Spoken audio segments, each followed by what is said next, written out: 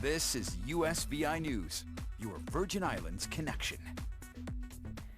Hi, everyone. Thanks for joining us for USVI News. I'm Emily Matson. We want to begin with the latest on the COVID-19 numbers here in the territory. According to Monday's government news briefing, there are 89 active cases here in the VI, 54 in St. Croix, 34 in St. Thomas, and just 1 in St. John. And a reminder, Virgin Islanders can schedule vaccinations online through the Department of Health website. That website is covid19usvi.com/vaccine. Currently, it's open to the general public right now. All Virgin Islanders ages 16 or older are now eligible to receive the vaccine, and residents without access to the internet can still book appointments by calling the Vitima hotline. That number is 340-777-VAX. Now, there's a community vaccination center in each district at the University of the Virgin Islands Great Hall in St. Croix and at UVI Sports and Fitness Center in St. Thomas. Well, after returning to in-person learning, one first-grade class in St. Croix will now be learning from home again after a classmate tested positive for the virus. The first-grade student was last on the school's campus last Tuesday, March 9th. The elementary school was informed of the positive test result this past Monday, the 15th, and students did not return to class on Tuesday and will remain virtual until further notice. Now, the affected classroom will be thoroughly sanitized in accordance with COVID-19 CDC guidelines. The class of 14 students and the teacher are all set to receive a free COVID test on Tuesday, thanks to the Department of Health.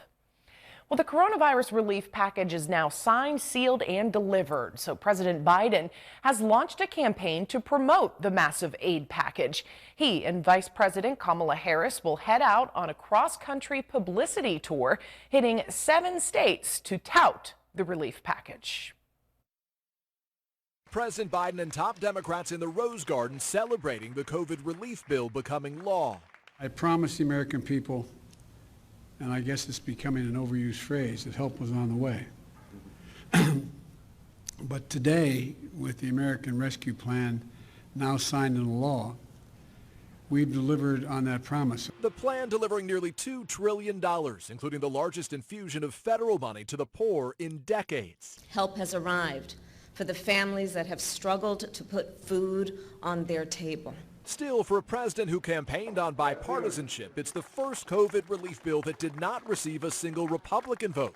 No Republicans invited to the event today after arguing the plan balloons the deficit and that they would have supported smaller, more targeted relief with the economy already recovering. This is a waste of money. Less than 9% is going to COVID. This is a payoff to Pelosi's political friends. It follows President Biden's first primetime address, marking 1 year of the pandemic, touting vaccines. We need everyone to get vaccinated. Beating this virus and getting back to normal depends on national unity. But Republicans note he made no mention of former President Trump or the Trump administration's push to expedite the development of vaccines. Does former President Trump not deserve any credit on vaccines?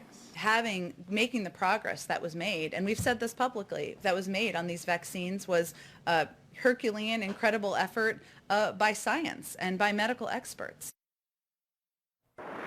Well, a growing number of countries have suspended injections of AstraZeneca's COVID-19 vaccine to investigate some possibly dangerous side effects.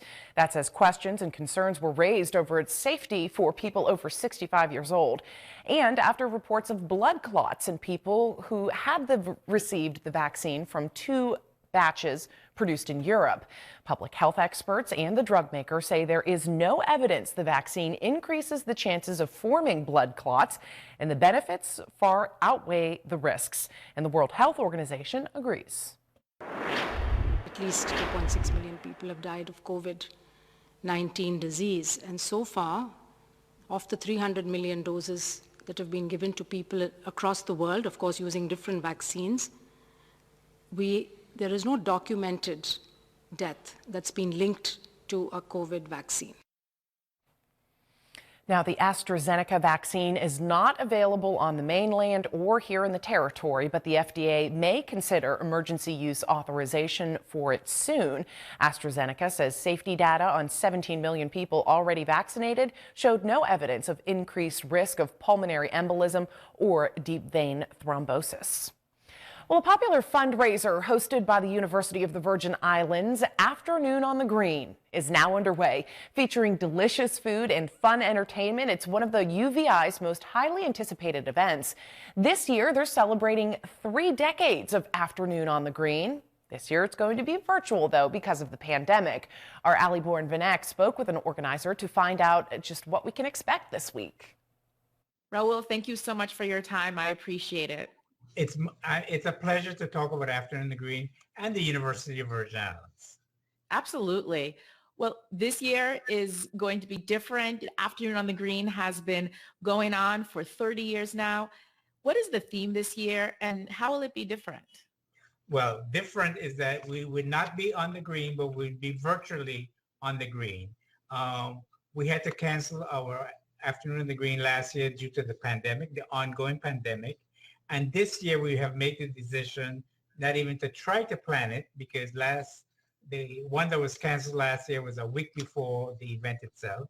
So we plan to go green, and therefore we stream green. Afternoon on the Green 2021 is the theme for this year. Everything is going to be virtual. So we have 7 cooks that have been recorded or being recorded in their kitchen or a location of their choice. So it'll be different in that we would not be serving on the green, but we're cooking in various kitchens. So that has been interesting. The Ryko Center for the Arts have come out and recorded everybody. I was one of the cooks this year since I won a prize a couple of years ago. Nice. With my black bean soup, which could be served as nachos, as chili, or as a soup. But you will see that when you see it on the green on the 21st of March.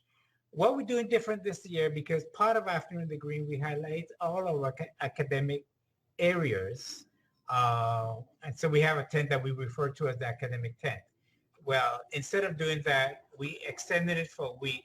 And every one of the 6 schools and colleges will have a day to present whatever they would like to present, to promote them, so that people in the community and our alums could see what's going on at UVI virtually.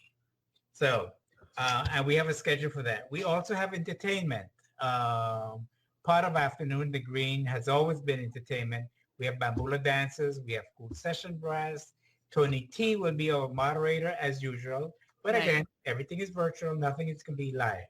May I suggest that when you view on the 21st of March, Afternoon the Green, have pen and paper so you could write some of these menus down. Of course, if you cook like I do, when I cook, I don't necessarily follow the menu. I follow the procedures and put my own touch in it. So, but pen and paper would be great so that you can record the menus and so where to make donations, etc. And we thank you. That is a very, very good tip. And again, thank you so much for your time. 30 years, Afternoon on the Green. This year's going to be great. And thank you so much for your time, Raul. That sounds like a lot of fun. The Back the Bucks virtual experience runs from the 15th through the 21st. Afternoon on the Greens on Sunday. To join in and support all the virtual fun, you can visit the University of the Virgin Islands website, uvi.edu. The Federal Aviation Administration is proposing an airline passenger pay an almost $15,000 fine for forcing a flight to the Caribbean to turn around. The incident happened back on December 23rd on a JetBlue flight from New York to the Dominican Republic. The FAA says the passenger refused to wear his mask, crowded the person next to him, and drank alcohol that he had brought on board. The passenger continued to disobey both JetBlue and the FAA's policies despite repeated warnings from flight attendants. So the pilot declared an emergency after being notified twice of the passenger's unruly actions. The plane returned to the John F. Kennedy Airport and it landed 4,000 pounds overweight because of the unused fuel. The FAA says the passenger has 30 days now to respond to its enforcement letter.